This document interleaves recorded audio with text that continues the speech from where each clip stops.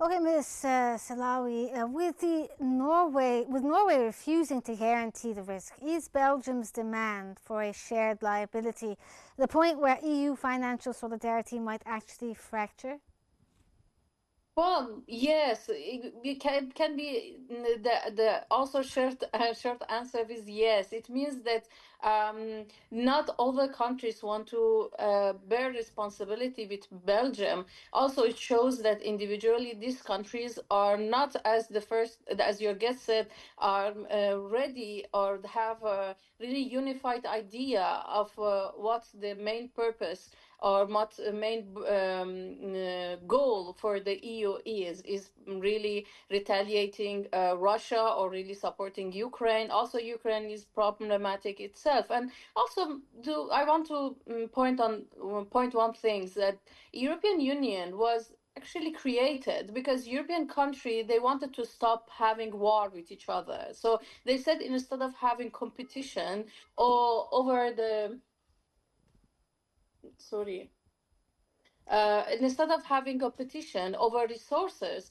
it is better to have a union so we can avoid war. So we see that the countries that were constantly in war, UK, well, I know that they left the EU, but UK with France, France with Germany. So this actually union is not ready to enter another war because when it was made, the identity of this union was to avoid war, to make peace. So I think it is really hard for the European countries to actually take decision for the time of war, which was happening now. So all the strategies was built to strengthen the peace between European countries. So it is really hard for them to act unifying against Russia and to act during war. And you can see European countries also they don't have their own military. So they talk about having their own military, being independent from NATO, but also we see they don't contribute what they have to contribute to NATO until America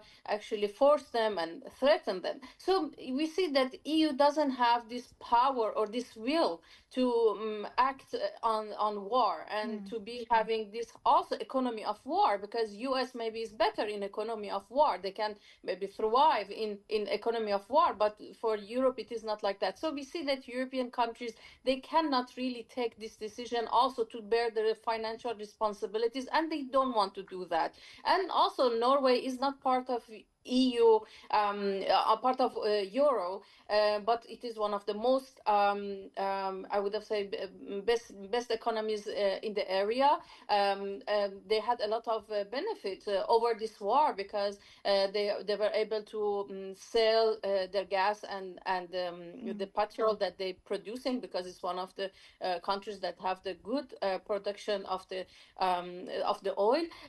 All together, but still they are not accepting to It's not a have unified Belarus. voice.